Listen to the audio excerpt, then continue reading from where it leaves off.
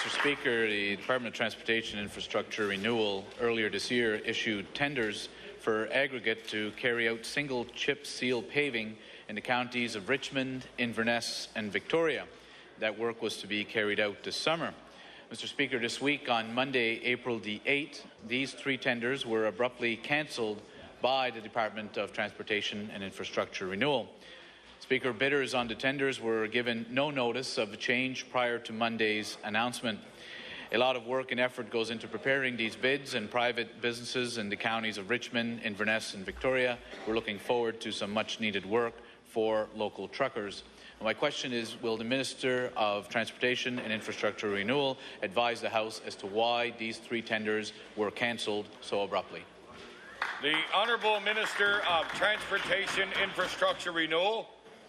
Thank you, Mr. Speaker, and I thank my friend for the question. Yes, as in any process that we undertake, there's a procurement policy that we follow, and tendering is the way we go.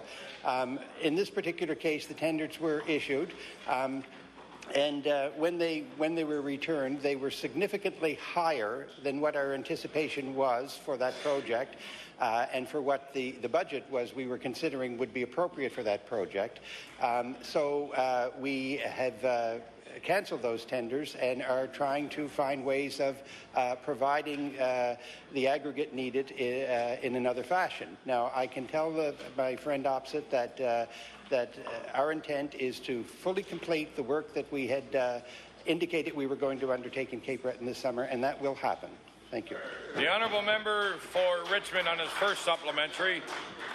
Well, Mr. Speaker, we're pleased to see the work is going to be carried out, but the question becomes, how is the department going to get this aggregate if it's not going to a tendering process?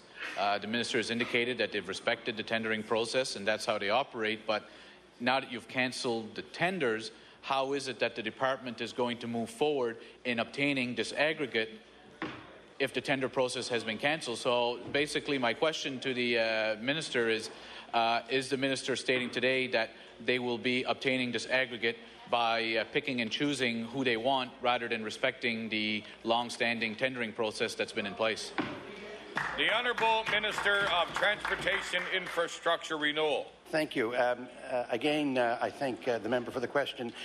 In this particular case, we will be, as I said, I can assure the member opposite that the appropriate measures will be taken to assure that the work that we have scheduled in Cape Breton will be going forward. I actually met this week with the members from the Road Builders Association. They raised that issue with me. We explained to them what the situation was, why the tenders were cancelled at this particular time. They understood the need for us to be careful in terms of the monies we spend and to look at whatever options we can come up with in order to provide the materials necessary to get the job done. And at this stage, that's what we're doing. If we can come up with a method that's going to provide us with the aggregate at a more reasonable price than the tenders provided, then that's the route we will go. Obviously, if there isn't a source that's going to provide us to that for us, then we will be back looking at those tenders again. Thank you. The honourable member for Richmond on his final supplementary.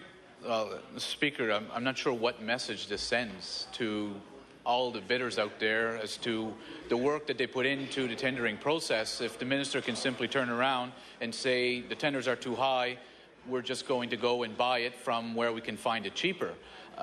Why do we have a tendering process in the province to start off with? And I know that the minister is looking to find as cheap as possible, and the government has somehow painted the road builders as big bad wolves here, but let's keep in mind that there are also local truckers, small independent businesses that were relying on this work from the larger road builders that are now out of work. So I guess my question is, if the minister is going to go and cherry pick who he's going to buy the aggregate from, will the minister indicate whether local road truckers are going to have the opportunity to be part of this work, or is it all going to be carried out by whoever they buy the aggregate from that they've handpicked? The Honourable Minister of Transportation Infrastructure Renewal. Thank you, Mr. Speaker. And again, I'll tell my friend that as much as possible, of course, because it's an advantage to us to use local trucking because of the distances involved and that kind of thing. So as much as possible, yes, we will be using local truckers to haul the aggregate when we get it to where the site is going to be. My understanding is that there will be a number of dumps in the area that the aggregate will be placed. Obviously, as close as possible to the work that is going to be done, but local truckers certainly will be involved in moving it from those sites to where it needs to go. Thank you.